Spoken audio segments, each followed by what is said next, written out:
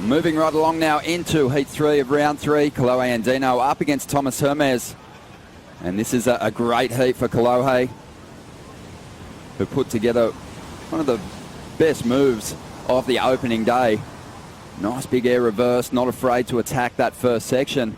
But Tomas Hermes is coming off the back of his best championship tour heat, Pete. He did get some reps at the CT level back in 2015. And a lot of the lower seeds prevailing yesterday. We lost 6 red jerseys out of the mix. But Kolohe Andino's up on his first wave of this third round.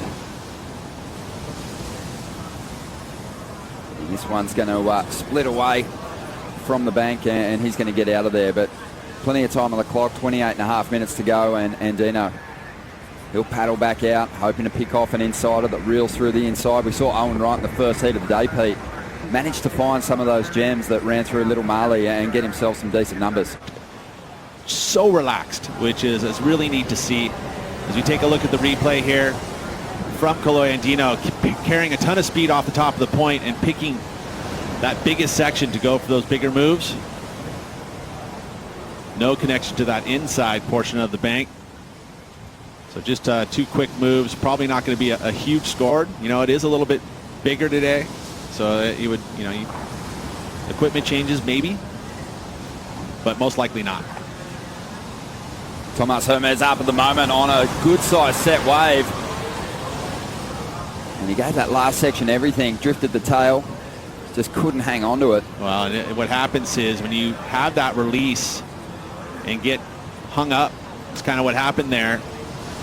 He kind of falls with the lip, and sure enough, that white water coming off, surging, just takes the board right out from under his feet.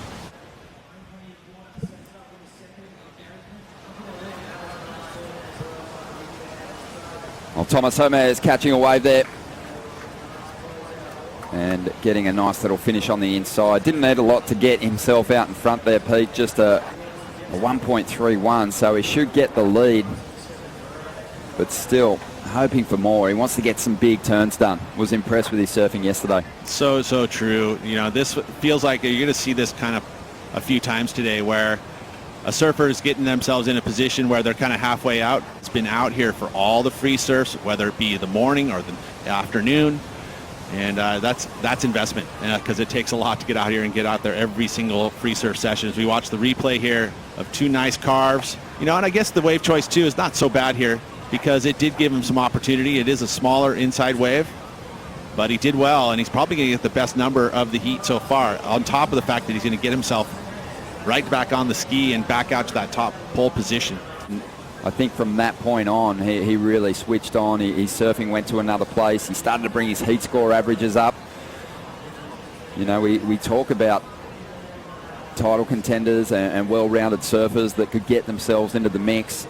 Kolohe is one of those guys that sort of always seems to pop up, but he's missing a few things at the moment. Hermes is out in front at this stage. Kolohe on the back of the ski. He just had this wave, and it should be enough to see him in the lead. Yeah, those mid-sized set wave that run the bank on that outside section. He did have to pump around the second section, but this is where it starts to get that pace that he needs to start that flow.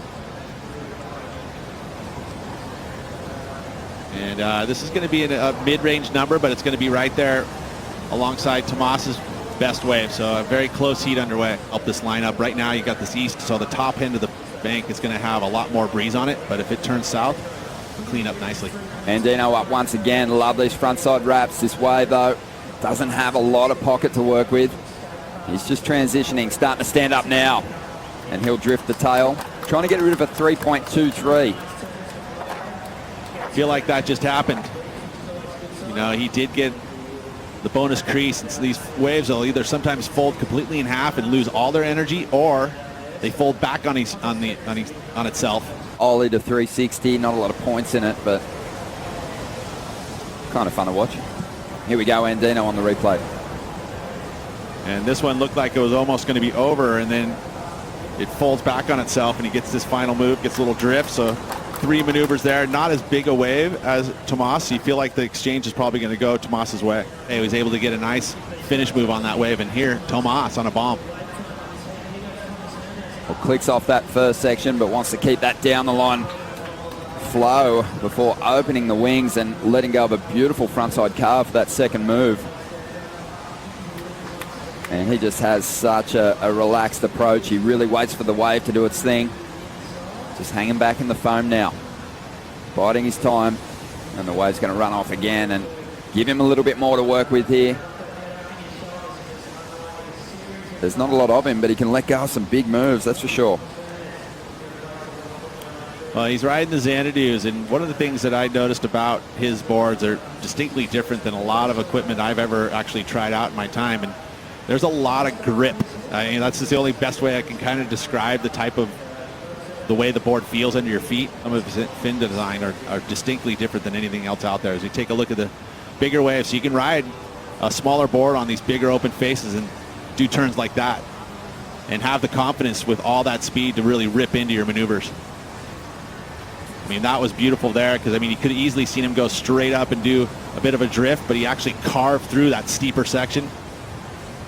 This one feels like it could be better than the 483. I mean, a lot of maneuvers there and some strong maneuvers, and again on a set wave, which we've seen on those bigger waves get rewarded. Having a bit of fun on the inside too, the little chop hop.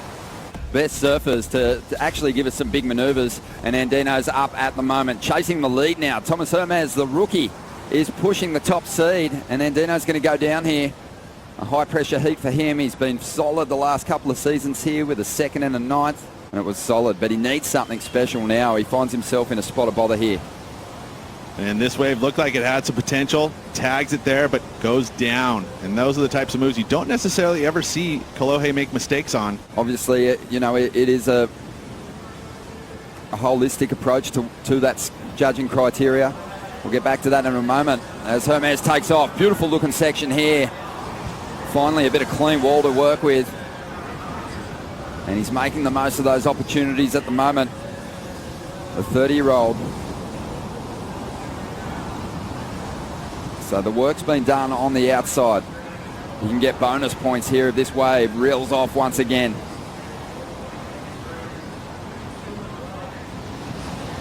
So just clean, flowing surfing. Nothing super explosive, nothing high risk at the moment, but you know what? He doesn't need to get there at this stage of the game. He's already established a pretty decent number, a 6. He knows Andino's holding on to a 4.77 is his best wave. And again, he's trying to better a 4.83, which is still better than Kolohe's best wave. So again, just adding maybe 3/4 of a point to that total will make it a little bit more challenging, especially with only 5.5 minutes to go. As you see the replay here, and these are some beautiful arcs. I mean, we talked about the equipment. It is just under his feet with a lot of control. It doesn't ever seem like he loses that grip or loses the fins at all. You know, even when it's into the whitewater, it has complete control. And here, you know, being that he's only 5'5", a distinct advantage, you know, on those smaller waves, being that so strong up and make those maneuvers look bigger than they truly were. Andino up, trying to get himself into this heat. A really explosive first move on the outside. Looking supercharged for a big year, and another run at a first championship tour victory here on the Gold Coast.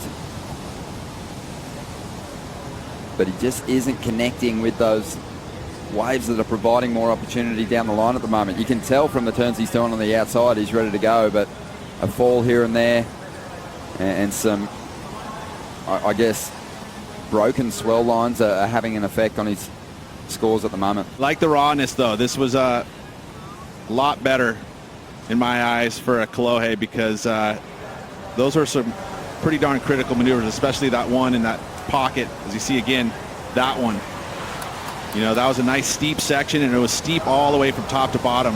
So to do that maneuver there is a high impact move, but it didn't have a whole lot after that.